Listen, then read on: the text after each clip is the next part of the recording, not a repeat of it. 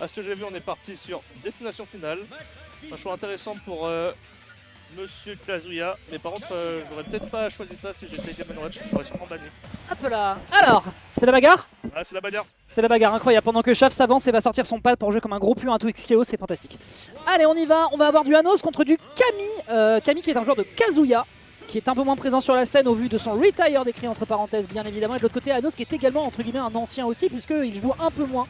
Mais il n'en reste pas moins menaçant avec son Game & Watch. On pense notamment à Kirbo sur la scène parisienne, mais également du côté des top players, on a des Etish ainsi que des fantastiques Raflo qui jouent le personnage désormais, puisque Mia a clairement changé la façon dont on envisage le personnage sur la scène Smash Bros. Pour l'instant, c'est une ouverture qui est faite du côté d'Anos, qui sait quand même quoi faire contre le personnage. On rappelle qu'il tape sur des Noko ainsi que sur d'anciens joueurs de Kazuya qui étaient présents auparavant, dont j'ai perdu le nombre en Leaks aussi notamment.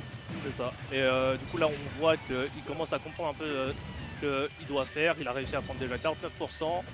Il joue très patient, il joue le shield, il essaye d'attendre l'erreur. Malheureusement, l'edge guard va être difficile. Ça revient quand même. Il va un peu vite. Ouais, Imo, il va peut-être un petit peu vite. Il n'arrive pas à toucher Game & Watch, mais en même temps, toucher Game & Watch. C'est impossible. Voilà, à vrai dire, c'est compliqué. Donc, forcément, de l'autre côté, on se la joue ultra évasif du côté d'Anos. On attend voilà, les bêtises, on balance des hitbox de con sur un personnage qui a besoin d'être au contact pour faire des choses. Et forcément, c'est très efficace. Du haut de ses 140%, il ne perd cependant pas le Rage Drive. Le temps que je parle, évidemment, c'est perdu derrière sur un forward air et c'est une prise de stock. Bon, a priori, Anos, pour l'instant, il est tranquille. Je pense que c'est clairement à Kami de réussir à le faire transpirer. C'est possible, c'est possible. Mais après, en vrai, moi je pense qu'il faudrait jouer avec le Rage Drive parce qu'en vrai, juste t'essaies de lui mettre à peu près 40% et Kazuya, vu comment ça peut taper très très fort, très très vite. Oh, on trouve un combo. Bien vu. Oh. Et le kill confirme qu'elle trouvé de la part de Kami. Et tu vois, une ouverture. Ouais, une ouverture. Ça lui demandait une simple et seule petite ouverture. Par contre, c'est vrai que le fait d'arriver au pourcentage de kills sur le personnage, ça reste quand même un poil complexe. D'autant plus que derrière, on a Anos qui peut faire absolument caca partout sur destination finale. Balancer ses hitbox en veux-tu, en voilà. De l'autre côté, ce n'est pas un autre B qui va réussir à faire de trop la différence. Pour l'instant, Kami qui est voilà, un petit peu pas encore dans son mode godlike, ça ne saurait venir. On aurait quand même à contester ce forward air, heureusement, sinon ça aurait été délicat pour le genre de Kazuya. Il s'en sort, mais uniquement dans son désir. Il est temps de taper cette foutue boule de papier. Ah là là, ça commence à piffer des up smash en espérant tuer parce que ça reste safe. L'énergie du désespoir. Oui, c'est ça, c'est terrible. Mais bon, avec le Rage Drive, on peut espérer un kill en très peu de pourcents. C'est vrai, je me demande s'il peut... Ouais, à partir de 40, j'imagine. À partir de 40, je pense qu'il y a. Il le perd, malheureusement il le perd. En fait, on a déjà vu Noko d'ailleurs le faire à plusieurs reprises.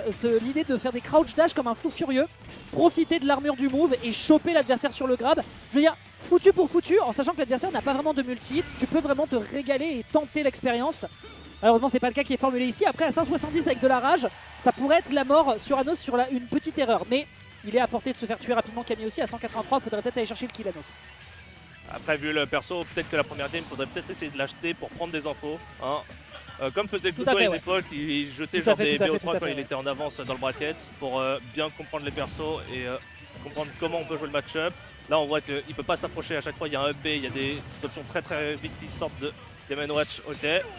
Ah, mais c'est impossible de je rappelle que c'est frame 0. Hein. Ouais, si jamais il peut up B, c'est frame 0. Super. Merci beaucoup Smash Bros, on adore. Hein, Mia. Si je t'attrape dans un coin d'une venue française, j'espère que tu n'auras pas intérêt à faire bip. 34 à 87, il a 2 stocks. De l'autre côté, Kami tente ce qu'il peut pour essayer de chauffer des ouvertures.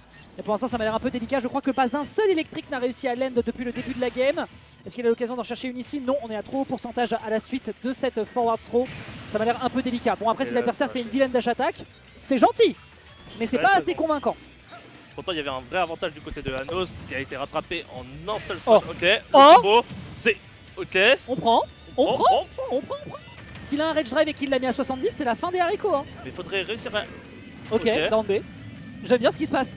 Je sais pas toi, moi j'aime bien ce qui... Oh non. C'est pas fini. Le dash attack était punissable on shield, mais c'est pas grave. Mais tant qu'il garde l'avantage du stage, tant qu'il y a l'avantage du stage, ce qu'il trouve. Non mais Kazuya aussi. Une ouverture. Genre, c'était vraiment trop parce qu'il a vraiment passé des heures en hitstun. Hein. Mais... Tant pis. Non, je ne sais pas quoi non plus. Mais moi, ce que je vois, c'est que Kami, il est chaud. Tant qu'il n'a pas écrit game, il appuiera sur les boutons, il fera des électriques à la suite des grabs.